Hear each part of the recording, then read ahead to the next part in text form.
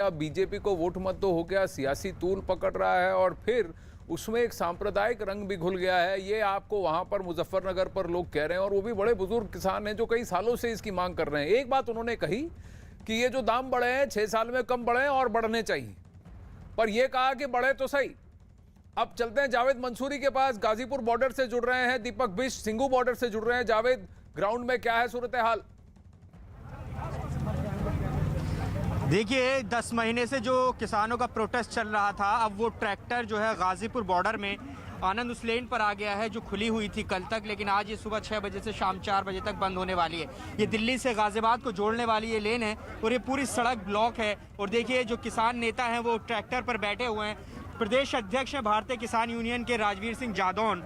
Sir ये बताइए कि 10 महीने से आप बैठे हैं, भारत बंद से जो लोगों को परेशानी हो रही है उससे क्या हासिल होगा आपको? नहीं, जो निकले हुए हैं, जिनको इमरजेंसी काम है, जरूरी काम है, उनको परेशानी बिल्कुल नहीं हो रही। आप देख रहे हैं लगातार उनको हम रास्ता दे रहे हैं, निकाल रहे हैं सामान। काजी लोग हजारों की संख्या, लाखों की संख्या में है सर, उनको दिक्कत हो रही है। नहीं, कोई हमें दिखाई नहीं दे रहा है। यहाँ हजारों की संख्या में कोई आता जाता कोई। दूसरी तरफ अभी हम नीचे से आए हैं सर जी, वहाँ रोड ब्लॉक है, जाम लगा हुआ है। वो अलग बात है, वो अगर पुलिस ने कोई कर रखा हो। अच्छा, पुलिस तो जो दिल्ली के जाने वाले रास्ते जो महीनों से बंद किए तब किसी को परेशानी नहीं हुई।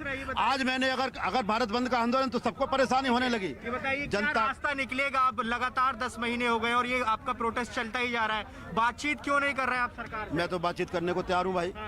सरकार ही बहानेबाजी कर रही है, कहते जरूर है वार्ता के, लेकिन वार्ता को आते नहीं है। सरकार कह रही है कि बातचीत करेंगे। आप पड़े हुए कि जब तक कानून वापस नहीं होंगे तब तक बात नहीं होगी, लेकिन इस स्थिति में कैसे बात हो सकती है? आप अपना क्वेश्चन सुधारें। ठीक है, हम नहीं अड़े हुए। हम ये जानते हैं कि बगैर वार्ता के समाधान नहीं होगा। हम 365 दिन 24 घंटे वार्ता को तैयार। लेकिन राजनीतिक रूप अख्तियार कर लिया है इस पूरे प्रोटेस्ट ने। आप कानून वापसी करना चाहते थे, लेकिन अब कहते हैं कि बीजेपी को वोट मत दीजिए, मोदी को हटाइए। अभी ये बात मुजफ्फरनगर में सर आपने बड़ी महापंचायत मुजफ्फर नहीं आई। टिकैत साहब हमारे चेहरा, उन्होंने एक शब्द कहा हो तो बता। उन्होंने ही कहा महापंचायत में, कहा कि पश्चिम बंगाल में जैसे आ रहा है।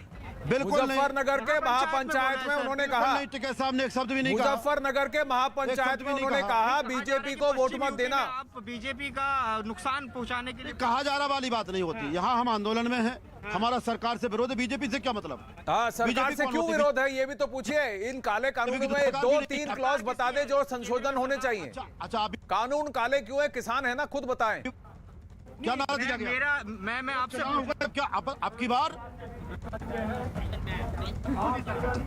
देखिए ये पूरी तरह से कह रहे हैं कि ये बीजेपी की सरकार। राकेश टिकैत से सुबह हमने बात की थी, उन्होंने साफ तौर पर कहा कि जब केंद्र में सरकार बीजेपी की है तो प्रोटेस्ट भी बीजेपी के खिलाफ होगा। आनंद, लेकिन मैं तस्वीर दिखाऊं यहाँ पर आपको, देखिए किस तरीके से यहाँ अब सड़क पर बैठ गए हैं और ये सुबह 6 बजे से ये तस्वीर सामने आ रही है और शाम 4 बजे तक की तस्वीर इसी तरह से रहेगी।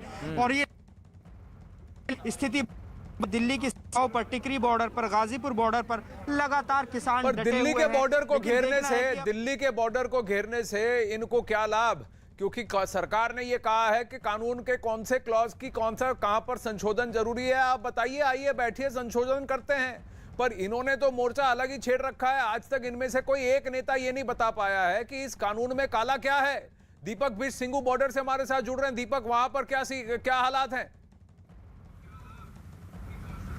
देखिए आनंद, इस वक्त मैं सिंगू बॉर्डर के नज़दीक में एक गांव है सिंगू गांव, जहां पर के लोग रोजाना परेशान रहते हैं क्योंकि उनकी परेशानी यह है क्योंकि उनके नज़दीक में पूरा जैम लगा हुआ, पूरा बंद किया हुआ। किसानों ने खुद यहाँ पर लोग हैं। आप लोग इतने समय से 10 महीने से ये बंद है, तो किस तरह से आप लोग अपना कामकाज वगैरह जाते हैं, काम करने के लिए जाते हैं? देखो जी, काम पे तो जा ही नहीं जाता ना। अगर जहाँ पे हमें 10 मिनट या 15 मिनट लगती थी, जैसे अब नरेला हमारा शहर लगता है, कोई सामान लेने जाना है, कोई भी रोजमर्रा की चीजें हैं, तो जहाँ 4 किलोमीटर का डिफरेंस है, जहाँ 10-15 मिनट का समय लगता था, अब कम से कम 1.5 घंटा 2 घंटा।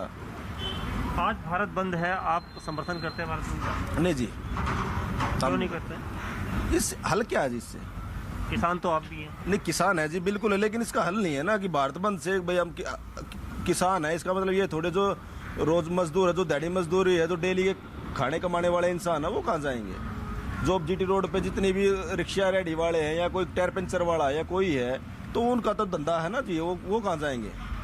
आप क्या कहेंगे इस बारे में, क्योंकि आज भारत बंद है और लेकिन पिछले 10 महीने से आपके यहाँ भारत बंद है वो बात ठीक है, लेकिन ट्रैफिक से आज थोड़ा राहत मिली है। और दिन ट्रैफिक ज़्यादा बहुत रहता था, लेकिन आज ना के बराबर आप देख सकते हैं, यहाँ पे चलने का रास्ता नहीं रहता था।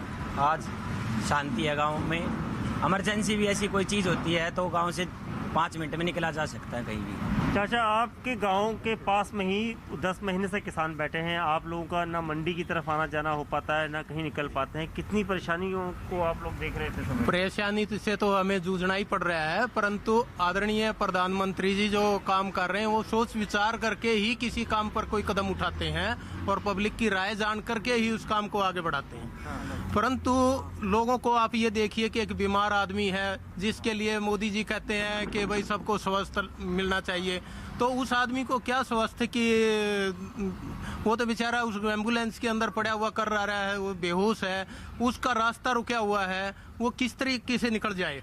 और जो आदमी रेहड़ी पटड़ी वाले हैं या गरीब आदमी जो रोज के कमाने खाने वाले हैं, उनके लिए कितनी बड़ी समस्या है कि उनकी तो दिहाड़ी मजदूरी खत्म हो चुकी है।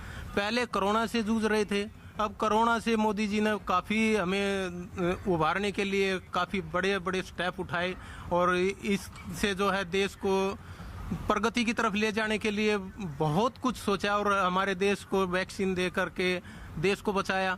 इधर से एक बीमार आदमी के लिए जो मोदी जी इतनी राहत कर रहे हैं, ऊपर से अनधिकृत कॉलोनियों के लिए कितना बड़ा एक काम कर रहे हैं कि एक गरीब आदमी मजदूरी करके किसी तरह से पालन पोषण करता था, अपना एक मकान बनाता था, उनको एक जानवर की तरह उजाड़ दिया जाता है, जैसे जानवर का घोंसला तोड़ दिया हो ऐसे उनके मकानों को तोड़ दिया जाता था।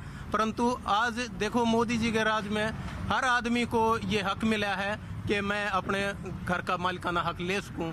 इसके लिए उसको थोड़ा सा कोस्ट खर्चा तो करना पड़ता है, परंतु इस खर्चे के अंदर उसके मन में एक शांति है कि मोदी जी ने हमें बहुत बड़ा एक तोहफा दिया है। आज भारत बंद को क्या आप समर्थन करते हैं इस तरह? नहीं, बिल्कुल नहीं करते। भारत बंद का एक अलग चीज है, लोगों की समस्याओं को देखना चाहिए। पहले ही हम गरीबी से जूझ रहे हैं, हमारा देश कितना परेशानियों के उससे निकल रहा है और इस दौरान ये सब कदम उठाना गलत है। जी, आपके वहाँ पर जो कोंडली इंडस्ट्रियल एरिया है वो कितना प्रभावित है इससे? प्रभाव जी पूरा है, पूरा एरिया ठप हो चुका है। कम से कम 50% फैक्ट्रियाँ बंद हो चुकी है। इससे जो गरीब इंसान है, जो यहाँ हमारे यहाँ किराए में रहते हैं, जो देखिए इनका कहना सही है कि यहाँ पर 50% जो है फैक्ट्रियाँ जो है वो प्रभावित हुई है। आनंद, दीपक धन्यवाद। कई लोगों की बातें हमने सुनी और लोगों का यही कहना है कि किसी व्यक्ति की